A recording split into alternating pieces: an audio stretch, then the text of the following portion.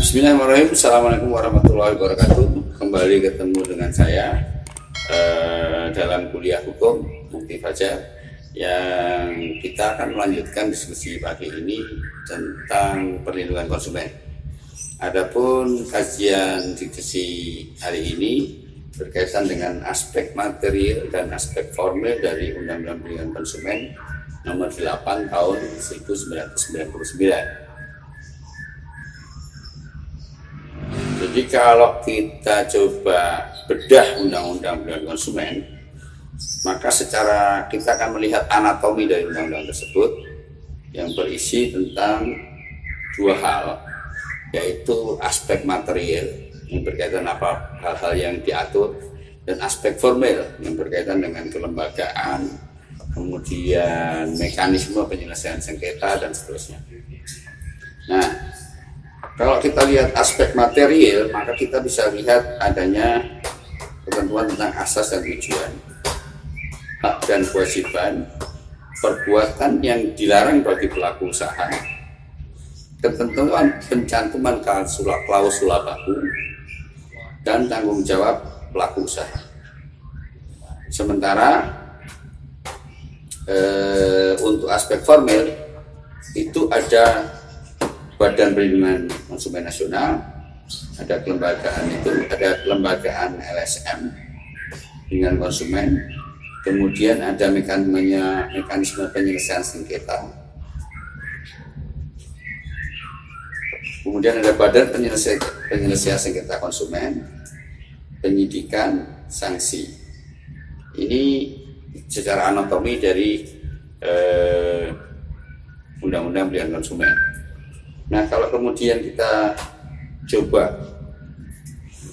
bahas, walaupun saya tidak ingin membahas satu persatu karena saudara-saudara bisa lihat langsung dari undang-undang tersebut, Anda bisa download dari internet dan Anda bisa baca satu-satu. Tapi saya ingin mencontohkan hanya beberapa saja, misalnya aspek material tentang hak konsumen. Baik, kita coba masuk salah satu aspek material dari Undang-Undang Konsumen, yaitu tentang hak-hak konsumen. Di dalam pasal 4 Undang-Undang Perlindungan Konsumen disebutkan misalnya adanya hak atas kenyamanan, keamanan, keselamatan dalam mengkonsumsi barang, hak untuk memilih barang, hak atas informasi yang benar, hak untuk didengar pendapat dan keluhannya, hak untuk mendapatkan advokasi, perlindungan dan upaya penyelesaian sengketa, hak untuk mendapatkan pembinaan dan pendidikan konsumen, hak untuk diperlakukan dan atau dilayani secara benar dan jujur serta tidak diskriminatif, hak untuk mendapatkan kompensasi ganti rugi penggantian apabila barang dan atau jasa yang diterima tidak sesuai dengan perjanjian atau tidak sebagaimana mestinya. Hak konsumen ini yang secara jelas diatur di dalam pasal 44. Namun ada satu lagi hak yang di dalam pasal 4 disebutkan hak-hak yang diatur dalam ketentuan peraturan perundangan lainnya. Artinya, hak konsumen itu tidak hanya ada dalam Undang-Undang Perlindungan Konsumen. Misalnya kalau kita sebagai penumpang pesawat terbang, tentunya ada perlindungan dari Undang-Undang Perlindungan Konsumen dan Undang-Undang tentang Transportasi Darat. Kalau kita sebagai pengguna pembeli barang, maka pengguna jasa misalnya, pengguna jasa tertentu, maka dari undang-undang organiknya itu yang juga akan melindungi kita. Nah, jadi misalnya kita menjadi pasien, ya, maka kita juga akan dilindungi oleh Undang-Undang Perlindungan Konsumen serta Undang-Undang Kesehatan dan seterusnya dan seterusnya. Ini tentang hak konsumen. Lalu kita di dalam Undang-Undang Perlindungan Konsumen juga tidak bicara hanya tentang hak saja, tapi juga tentang kewajiban. Ini ada dalam pasal 5. Artinya di sini menunjukkan bahwa konsumen itu selain punya hak, dia harus punya kewajiban. Di mana kewajiban ini akan menentukan apakah dia berhak menuntut atau tidak. Jikalau kewajiban tidak dilakukan, maka konsumen kehilangan hak tuntut. atas hak tadi. Misalnya, membaca atau mengikuti petunjuk informasi dan prosedur pemakaian atau pemanfaat barang dan jasa demi keamanan dan keselamatan. Misalnya, ya, kita membeli obat, di situ ada petunjuk dokter 3 kali sehari sehabis makan. Lalu kita tidak membaca informasi itu, lalu kita makan satu tablet itu semua, satu pak obat itu langsung kita makan semuanya 10 gitu misalnya, lalu kita keracunan. Apakah kita bisa menuntut? Tidak bisa. Kenapa? Karena kita tidak menjalankan, sebagai konsumen kita tidak menjalankan kewajiban. Ini contoh sederhana, ya. Dan itu juga berlaku pada transaksi-transaksi lainnya, di mana yang telah diatur oleh para pihak dalam maupun oleh undang-undang dan konsumen. Yang kedua, beretikat baik dan melakukan transaksi pembelian barang atau jasa. Nah, beretikat baik ini bisa dikonkretkan dalam bentuk tidak menyalahgunakan situasi. Ya, misalnya kita membeli baju di mall, lalu kita tanya, kalau saya beli, kira-kira kalau nggak cocok bisa saya kembalikan berapa hari? Oh, 3 hari Pak.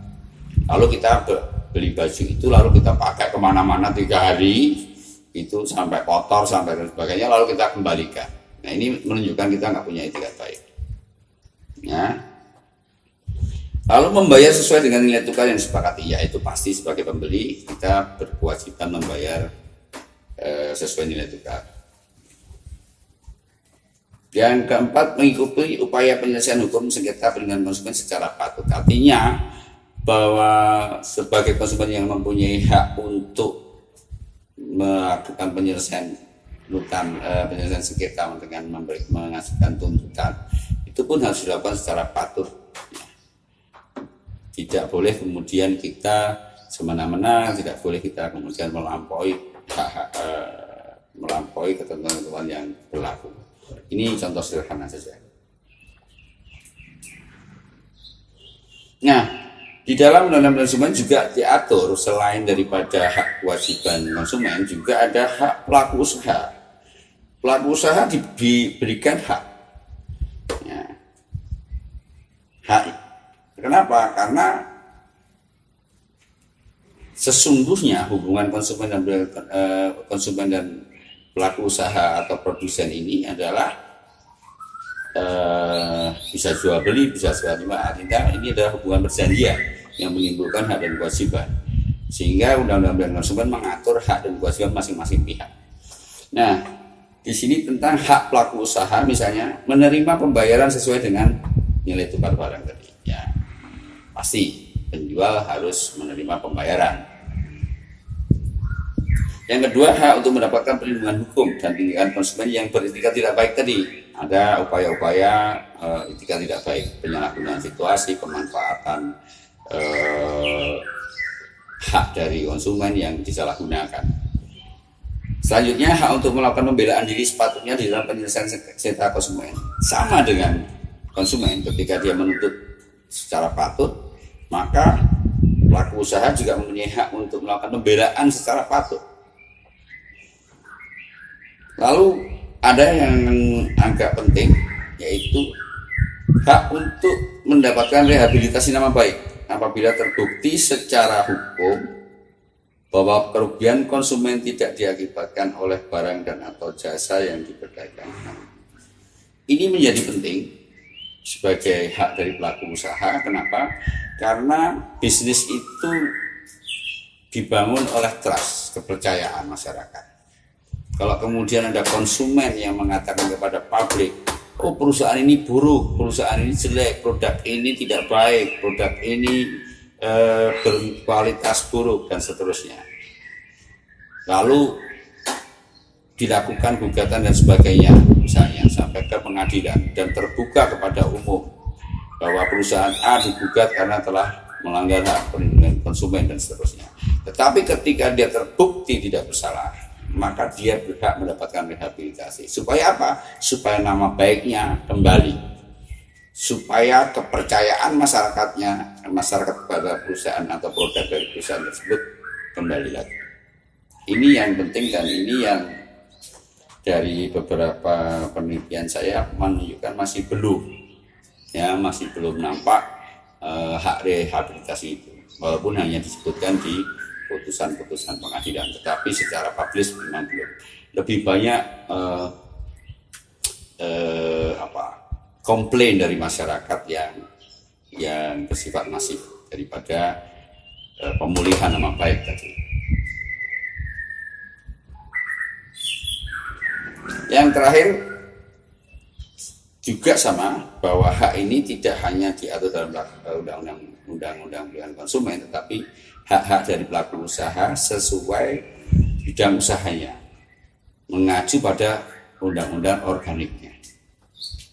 Jadi misalnya kita menggunakan jasa transportasi, maka tentunya undang-undang transportasi itu disitulah ada hak-hak dari para pelaku usaha untuk digunakan. Selanjutnya kewajiban. Nah, sama juga dengan konsumen. Selain hak juga ada kewajiban dari pelaku usaha. Beretikat baik, memberikan informasi yang benar, memperlakukan dan melayani konsumen secara benar, jujur dan tidak diskriminatif, menjamin mutu barang atau jasa diproduksi dengan berdasarkan ketentuan standar mutu barang atau jasa berlaku, memberi kesempatan pada konsumen untuk menguji. Pada produk-produk tertentu kita diberi hak untuk menguji. Misalnya kita memberi kendaraan mobil, kita boleh test drive, sepeda motor kita boleh test drive, kita bisa misalnya membeli komputer atau membeli handphone, maka kita bisa cek dulu fitur-fiturnya jalan atau tidak, dan seterusnya. Ini adalah hak untuk menguji. Walaupun tidak semua ya, tidak semua. Misalnya kita nggak mungkin menguji barang ketika kita membeli es krim. Ya, kita buka es krim, kita makan, kita coba dikit, atau membeli bakso kita coba makan sedikit, lalu kita kembalikan, itu nggak boleh. Ya, tetapi ada memang beberapa produk yang memang diberikan kepada konsumen untuk menguji.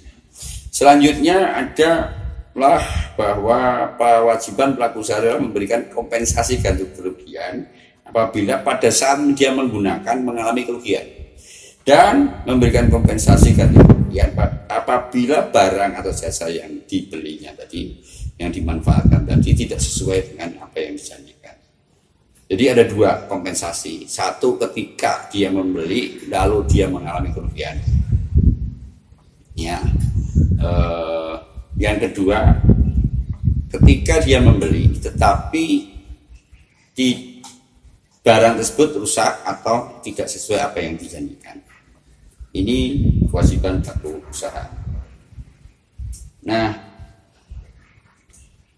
saudara-saudara yang saya hormati, saya tidak akan mengkaji pasal per pasal, karena Anda bisa mendownload dari Google undang-undang itu dan bisa membaca secara lebih rinci. Namun saya hanya memberikan poin-poin saja dari undang-undang tersebut. Selanjutnya, perbuatan yang dilarang bagi pelaku usaha, misalnya, saya nggak akan baca semuanya. Tetapi intinya bahwa ada suatu aktivitas dari pelaku usaha yang dilarang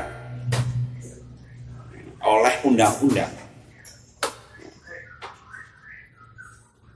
Ya, misalnya pelaku usaha dilarang memproduksi barang dan atau memperdagangkan barang dan atau jasa yang tidak memenuhi atau tidak sesuai dengan standar, tidak sesuai dengan berat bersih, isi bersih atau neto. Jadi misalnya kita beli ada ingredient sekian mili, sekian apa, dan tidak sesuai, itu dilarang.